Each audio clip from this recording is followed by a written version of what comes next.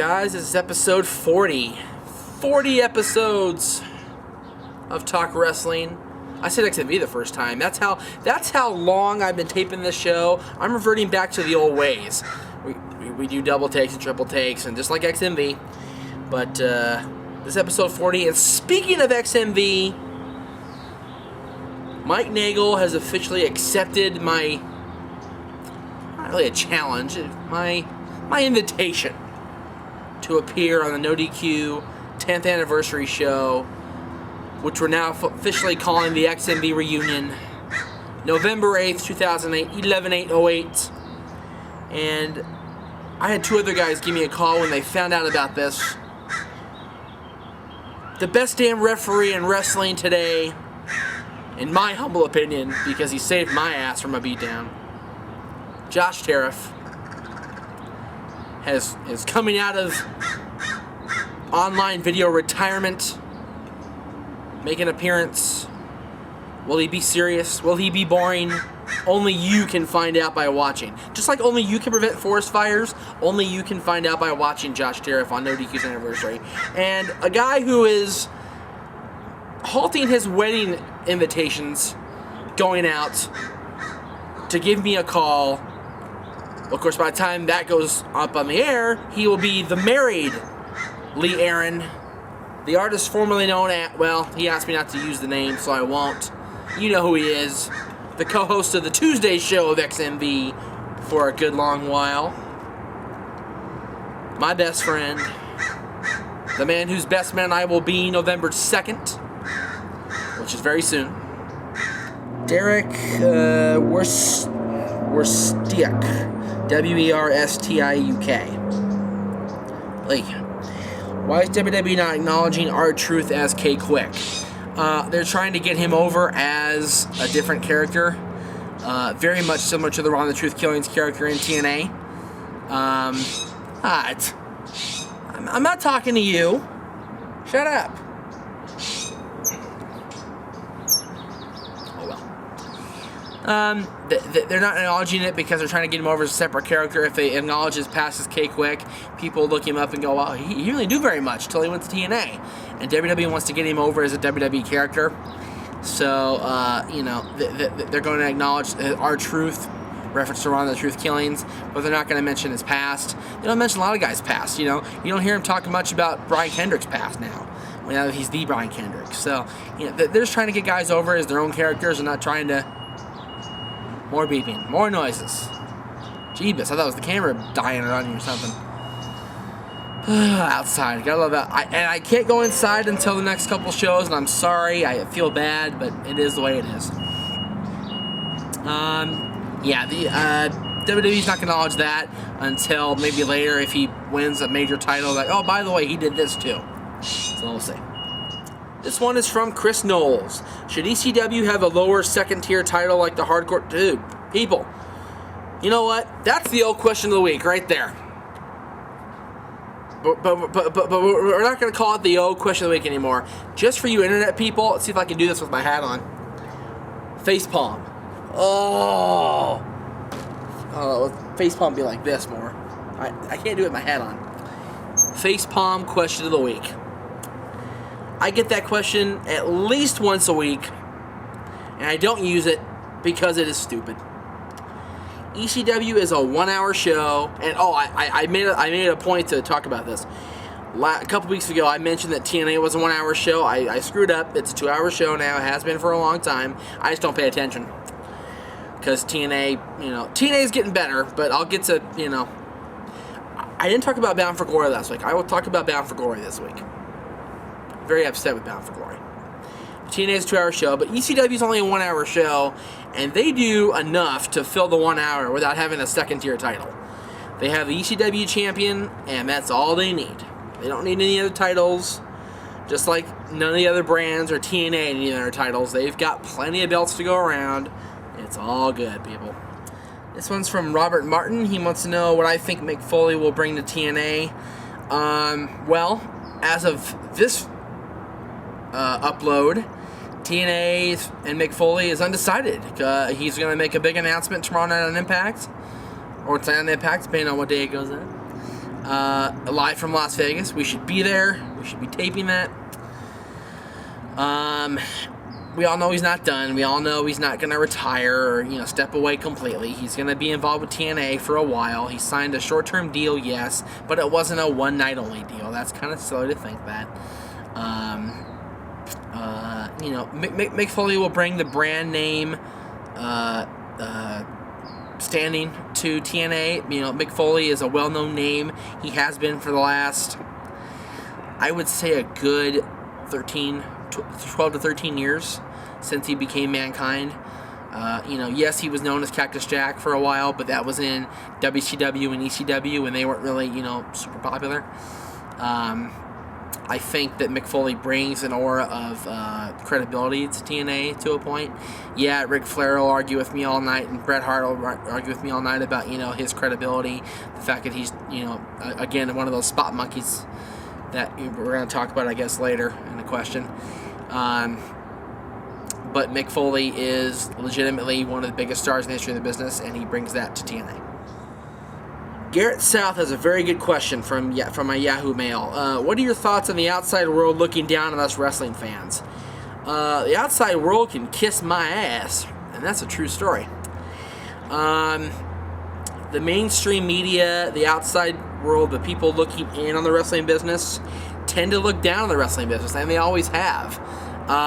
The people that aren't wrestling fans, the people that aren't, the marks like me, or the smart marks like, the people that write for NoDQ.com or whatever, they tend to look down on the business, and I think that's very sad, because it's just like any other form of, it's just like, going to a baseball game or going to a football game. Yes, that's real sports compared to gimmick sports or whatever, or, predetermined outcomes, but you know what? It's still a great form of entertainment.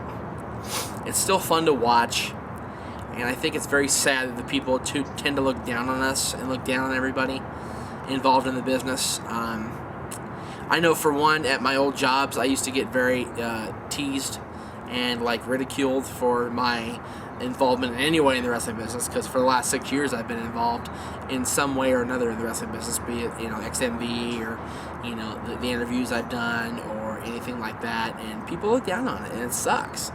It sucks being the subject of ridicule. Nobody knows that better than me, especially with the neg order questions that are going on lately. Let's see.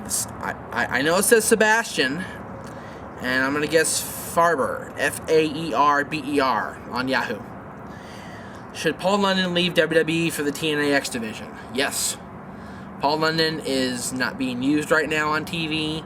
He's, biting. I think he might be hurt, but I don't know if that's true or not. He needs to be used properly, and he's not going to get that in WWE. His partner is being pushed to the moon as the Brian Kendrick with Ezekiel with him, but Paul London's not going to get any type of FaceTime like that at all, and that's just the sad truth. Paul London needs to be somewhere he's going to be showcased. I think TNA might be the place for him. The indie circuit also, he won't make as much money, but, the indie circuit, he can, name his own price and do his own thing. And TNA won't allow him that luxury anymore. TNA is not very much, the indie scene they used to be. TNA is very much WWE light, so maybe even TNA's not the place for him. But if they use him right, then go for it. If they don't, I would say the indie circuit would be the best place for Paul London. Shane Dowse, do you think WWE could be doing more with the new stars? I think they're pushing them pretty good. They're getting the FaceTime. They're not getting the right FaceTime. Something like Scotty Goldman, Cole Cabana. He's getting a terrible bum rap. I think it sucks that he's, getting the push he's getting, because he looks like a goofball. Excuse me. But all those guys you see on ECW, the Superstar Initiative, if you will, those guys are getting the right amount of FaceTime. Teddy Long and WWE is doing the right thing there. Giving the guys the right amount of FaceTime, giving them some exposure, and seeing how they do in the big pond. They're swimming in the small pond in Florida. Throw them in the big lake. Throw them in the pool. See how they do. And they can only sink or swim in WWE, and that's just the way it is. And I think the new stars are getting the right amount of exposure to get either sink or swim. Junior Mwap, I guess, MWAPE. These names on Yahoo and MySpace, I'm telling you, people. Spell them out phonetically for me. That way I know how to pronounce them. Will the Machine Guns heel turn get them a title push? I'm not really sure if they've turned fully heel or not yet. They keep, teasing them back and forth. They played babyface at Bound for Glory, teaming up together and trying to win the Steel Asylum match. But then you see him slap Christian. Christian in the face, and BG James and all those guys in the face. So it's very hard to tell where they are right now. They're probably a good tweener team. They should be tag team champions. They should have been involved in a tag team title match. If not already, then they should be soon. They deserve it more than any other team. I think they are the best non-title holding tag team in TNA right now, and that's saying a lot because you have 3D, you've got Abyss and Matt Morgan, you got LAX, but the Guns are great and they should be showcased as such, and they're not, and it sucks. Fernando, I'm gonna go with Carcamo, Carciamo, no, Carcamo.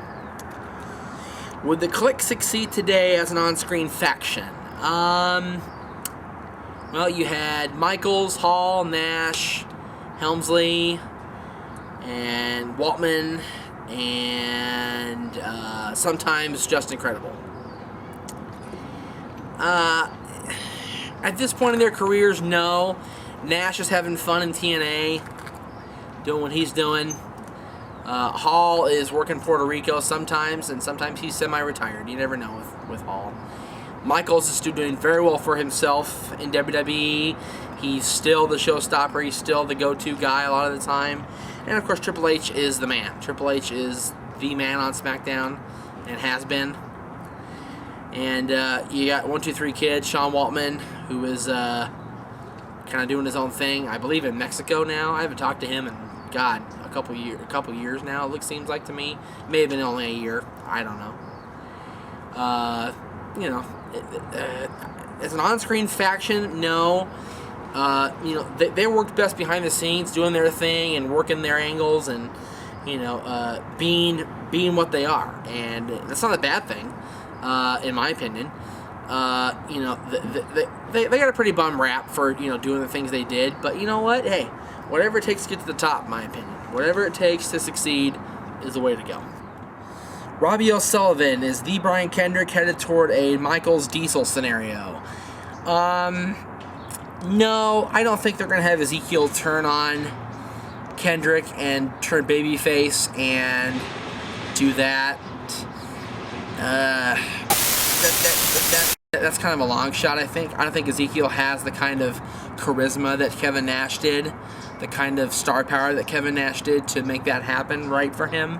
I think Ezekiel's going to be with Kendrick until Kendrick turns on him and becomes a babyface again, if that happens. I don't see that happening to Brian Kendrick, where Ezekiel turns on him and becomes the next Diesel at all. That's way out of the realm of my comprehension. I don't see that happening at all. This one's from Shade. What is your opinion on spotfests? I think spots, simply for the sake of spots, is kind of ridiculous. With the Jeff Hardy match, you're going to see Whisper in the Wind, you're going to see a Swanton, and that's kind of like, okay, we expect it. When they happen out of nowhere, that's cool. When you don't expect them to happen, that's when they're cool to see.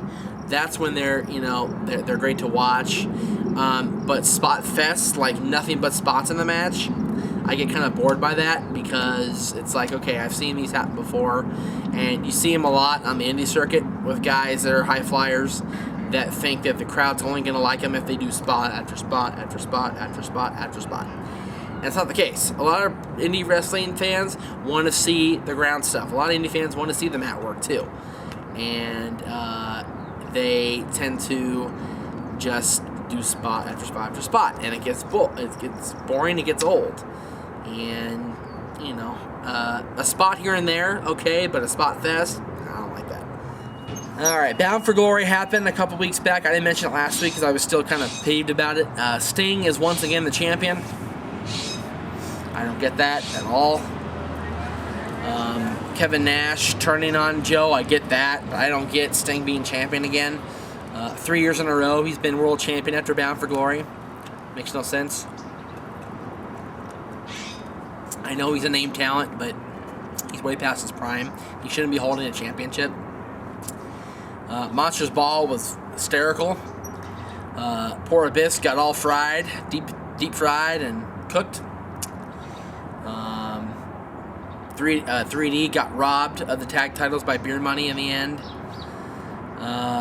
Taylor Wilde still the Knockouts champion. I'm somewhat surprised. I figured Kong would win, but Kong's facing her on Impact this week at Vegas. So we'll see what happens there. Bashir's still the X Division champion. That surprised me a lot. I figured Creed was in line for the title. I didn't think that would go the way it went. Booker beat AJ and Christian. That surprised me. Most of the finishes kind of were like, they were very Russo finishes.